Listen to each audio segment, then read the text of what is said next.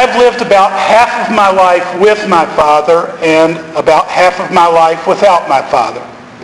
He was 52 when he passed due to leukemia. I was half his age. I was 26 at the time. Now that I am 50, I fully understand how young my dad was when he died. My dad was a big guy too, like me. I think I'm probably bigger than he was, physically speaking, but there's absolutely no question that he was stronger. He worked with his hands, big hands, and I can clearly remember that my jumbo-sized class ring would pass through his wedding band without ever touching it. He was 6 feet tall and solid muscle. Even the parts that looked like fat were muscle too. He was a heavy equipment mechanic and a welder and an electrician. He was also colorblind, so that made that electrician thing a little tricky. He required a helper for electrician jobs, and sometimes I would help him. He would say, "Boy, what color is this wire?" "Well, it's blue with a yellow stripe." He'd say, "Now find that wire over here." "Okay, here it is."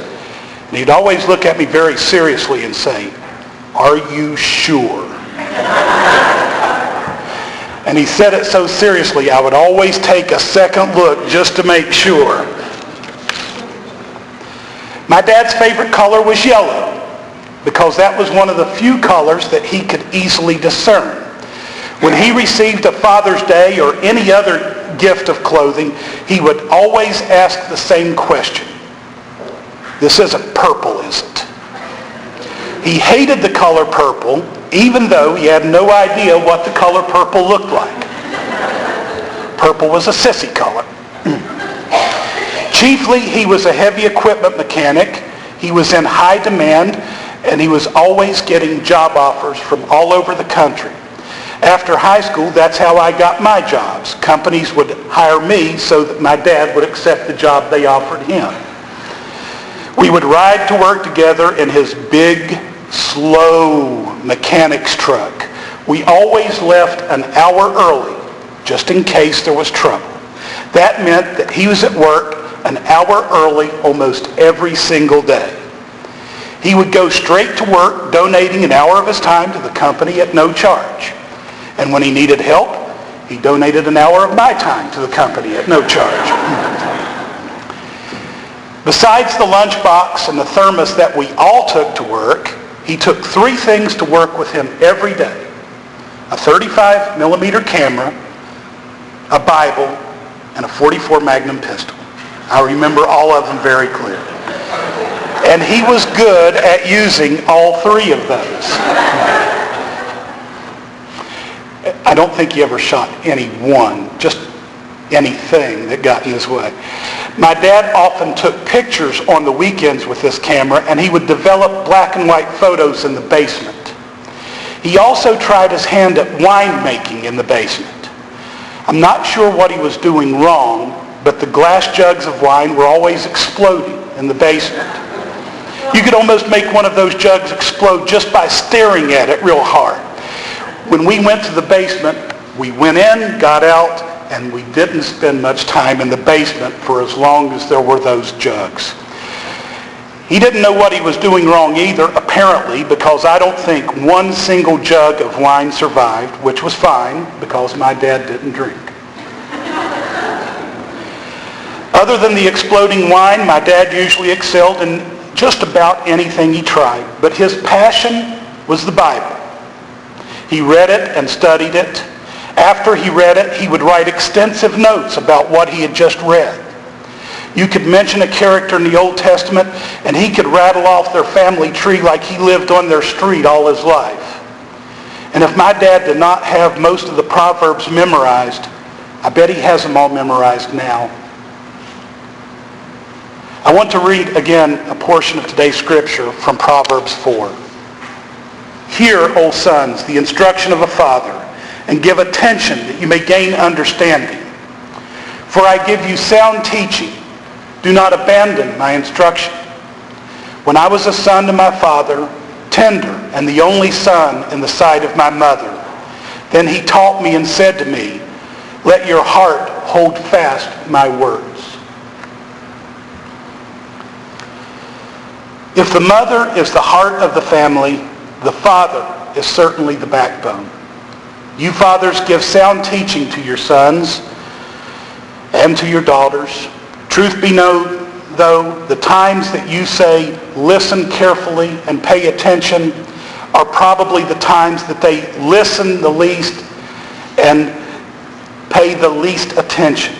Your life will be the teachings.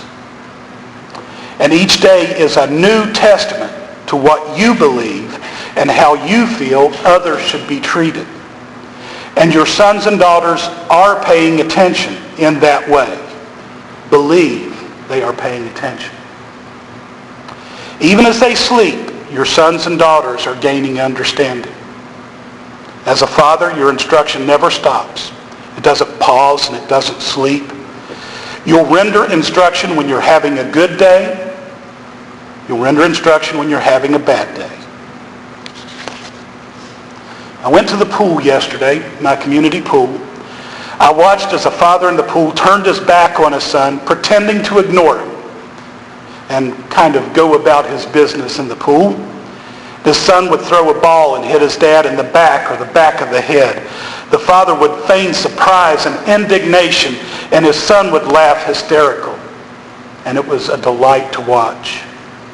I saw another father yell from across the pool, Jimmy!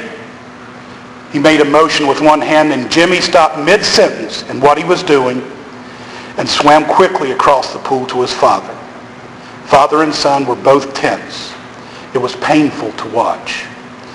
I'm sorry to say that I think his son also gained understanding.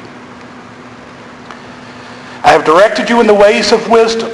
I have led you in upright paths. When you walk, your steps will not be impeded. And if you run, you will not stumble. I grew up in a pretty small house. At night, when my dad walked through the house, I could always tell it was him. His heel struck the floor heavily and uniquely. His pace was always the same. If I heard his footsteps in the middle of the night, I could have given you the play-by-play without ever moving from underneath my covers. You would walk into the kitchen, I would hear the refrigerator door open, I would hear the rustle of plastic, extra sharp cheddar cheese, every time. The silverware drawer will open, rattle, close. Soon, I will hear the edge of a knife clack once against the counter, then drop into the sink. 2 minutes later, I will hear the fridge door open and close, and then those footsteps. I am my father's son, and I know because of this. When I get up in the middle of the night and the house is quiet, when I walk, I hear those exact same footsteps. They sound exactly the same. The sound is identical and unmistakable. I have my father's stride. And if in the middle of the night I amble to the kitchen instead of the bathroom, you already know what I'm going to find in the fridge. Extra sharp cheddar cheese every time. Lately, other things have occurred to me that fascinate me. I take my camera everywhere I go, just like my dad did. Do I do it because my dad did? I don't know. I don't think so. I just like to take pictures. My favorite color is yellow. Is it my favorite because it was my dad's favorite color? I don't know, but I don't think so. I can see all the colors. But I know that yellow is the friendliest and prettiest of all the colors. Maybe I made up my own mind about these things. Maybe I succumbed to the influence of a father. Fathers are the backbone of the family, yes.